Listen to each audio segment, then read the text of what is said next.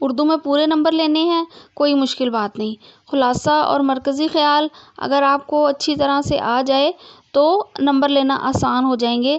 آ جائیں، آج ہم سب سے پہلے یہی دونوں چیزیں یاد کرتے ہیں۔ سب سے پہلے مرکزی خیال کریں گے۔ حضور خاتم النبیین صلی اللہ علیہ وسلم کا سارا عمل قرآن مجید کی عملی تفسیر ہے۔ آپ خاتم النبیین صلی اللہ علیہ وسلم کی ساری زندگی انسانیت کے لیے ایک عظیم نمونہ تھی۔ آپ خاتم النبیین صلی اللہ علیہ وسلم نہایت سادہ، خاکسار، سخی اور رحم دل تھے۔ آپ خاتم النبیین صلی اللہ علیہ وسلم نے ہمیشہ لوگوں کے ساتھ حسن سلوک، سخاوت، فیاضی، رحم دلی اور انصاف کا مظاہرہ کیا۔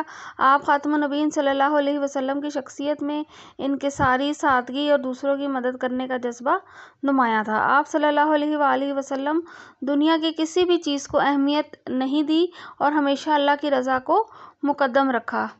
آپ خاتم النبیین صلی اللہ علیہ وسلم کی زندگی کی تعلیمات انسانوں کے حقوق، حسن سلوک اور دنیا اور آخرت میں کامیابی کی راہ دکھاتی ہیں۔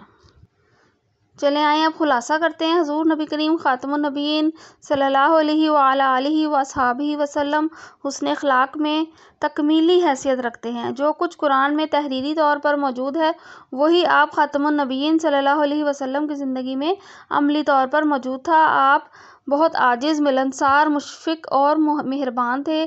آپ نے کبھی سوال کرنے والے کے جواب میں نہیں کہا۔ گھر میں موجود کھانے پینے کا سامان بھی حاجت مندوں کو عطا فرما دیتے اور خود فاقہ کر لیا کرتے تھے۔ جود و سخا کا یہ عالم تھا کہ گھر میں کوئی نقد قسم کی چیز ہوتی تو اسے اللہ کی راہ میں خیرات کر دیتے۔ ایک بار جب فدق سے اونٹوں پر لدا غلہ آیا تو آپ خاتم النبیین صلی اللہ علیہ وسلم مسجد نبوی میں بیٹھ کر اسے ضرورت مندوں میں تقسیم کرنے لگے۔ جب شام ہو گئی تو غلہ بچ گیا، لیکن آپ خاتم النبیین صلی اللہ علیہ وآلہ وسلم نے رات وہیں گزاری اور دوسرے دن سارا غلہ تقسیم کر کے گھر تشریف لے گئے۔ سبحان اللہ۔ حضور نبی پاک خاتم النبیین صلی اللہ علیہ وسلم کے شخصی اوصاف میں مہمان نوازی بھی نمایاں تھی۔ مہمانوں کی خاطر تواضع کرنے میں آپ خاتم النبیین صلی اللہ علیہ وآلہ آلہ وصحبہ وسلم کافر اور مومن کا فرق روا نہیں رکھتے تھے۔ گھر کے کاموں میں ازواج مطہرات رضی اللہ تعالیٰ عنہ کا ہاتھ بٹاتے تھے، اپنے پھٹے پرانے کپڑے خود ہی سی لیتے اور جوتے مبارک پھٹ جاتے تو خود ہی مرمت فرما لیا کرتے۔ باہر کے کاموں میں صحابہ کرام رضی اللہ تعالیٰ عنہم کا برابر ساتھ دیتے۔ مسجد نبوی کی تعمیر اور خندق کھودنے میں آپ خاتم النبیین صلی اللہ علیہ وسلم نے مزدوروں کی طرح کام کیا، غریبوں کی دلجوئی فرمایا کرتے۔ اگر کوئی مسلمان مقروض ہو جاتا تو اس کا قرض خود ادا فرماتے تھے۔ سبحان اللہ۔ پڑوسیوں کے حقوق پر آپ خاتم النبیین صلی اللہ علیہ وآلہ آلہ وصحبہ وسلم نے بہت زور دیا اور فرمایا کہ وہ شخص ایمان والا نہیں ہو سکتا جس کی شرارتوں سے اس کا پڑوسی محفوظ نہ ہو۔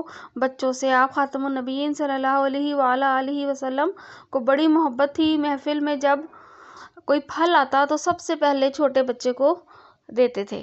آپ خاتم النبیین صلی اللہ علیہ وسلم کی بعثت سے پہلے معاشرے میں خواتین کو کوئی مقام حاصل نہ تھا۔ آپ صلی اللہ علیہ وسلم نے ان کے حقوق مقرر فرمائے اور اپنے طرز عمل سے انہیں عزت اور ہمدردی کے قابل بنایا۔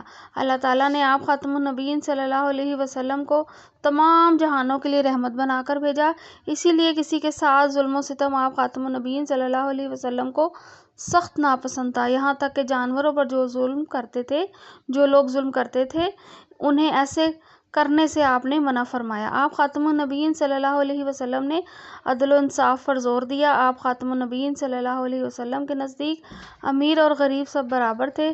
خادموں کے حقوق مقرر کیے۔ حضرت انس رضی اللہ تعالیٰ عنہ نے 10 سال حضور نبی کریم خاتم النبیین صلی اللہ علیہ وسلم کی خدمت کی۔ آپ خاتم النبیین نے انہیں کبھی نہ جھڑکا، نہ مارا اور نہ ہی یہ پوچھا کہ تم نے یہ کیوں کیا اور یہ کیوں نہ کیا۔ آپ خاتم النبیین صلی اللہ علیہ وسلم سب سے زیادہ شجاع اور دلیر تھے۔ غزوہ احد اور حنین کے موقع پر آپ خاتم النبیین صلی اللہ علیہ وسلم چٹان کی مانند اپنی جگہ کھڑے رہے۔ آپ صلی اللہ علیہ وسلم عزم و استقامت کے پہاڑ تھے۔ قریش مکہ کے اصرار پر جب حضرت ابو طالب نے آپ صلی اللہ علیہ وسلم سے تبلیغ دین کے بارے میں رائے لی تو آپ صلی اللہ علیہ وسلم نے فرمایا، اگر قریش میرے دائیں ہاتھ پر سورج اور بائیں ہاتھ پر چاند رکھ دیں تب بھی میں دین اسلام کی تبلیغ سے باز نہیں آؤں گا۔ فخر کا یہ عالم تھا کہ آپ خاتم النبیین صلی اللہ علیہ وسلم نے ایک روز حضرت ابوبکر صدیق رضی اللہ تعالیٰ عنہ اور حضرت عمر رضی اللہ تعالیٰ عنہ کے ہمراہ حضرت ابو ایوب انصاری رضی اللہ تعالیٰ عنہ کے ہاں کھانا تناول فرمایا اور سیدہ فاطمہ رضی اللہ تعالیٰ عنہ کے لیے روٹی کے ایک ٹکڑے پر تھوڑا سا گوشت رکھ کر بھجوایا، کیونکہ وہ بھی کئی دنوں سے بھوکی تھیں۔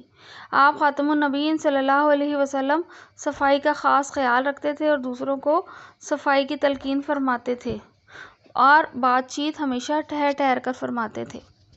نبی پاک خاتم النبیین صلی اللہ علیہ وسلم کی زندگی خشیت الہی سے بھرپور تھی۔ جب نماز ادا فرما رہے ہوتے تو اللہ تعالیٰ کے حضور حاضری کے تصور میں زار و قطار روتے، بعض اوقات تو ہچکی بندھ جاتی تھی، کسی قبر کے پاس سے گزرتے تو آنکھیں چھم چھم برسنے لگتی تھی۔ آپ خاتم النبیین صلی اللہ علیہ وآلہ وسلم کا یہ مقام ابدیت، ورنہ آپ خاتم النبیین صلی اللہ علیہ وآلہ وسلم اللہ کے حضور مقام محبوبیت پر فائز ہیں۔ سبحان اللہ۔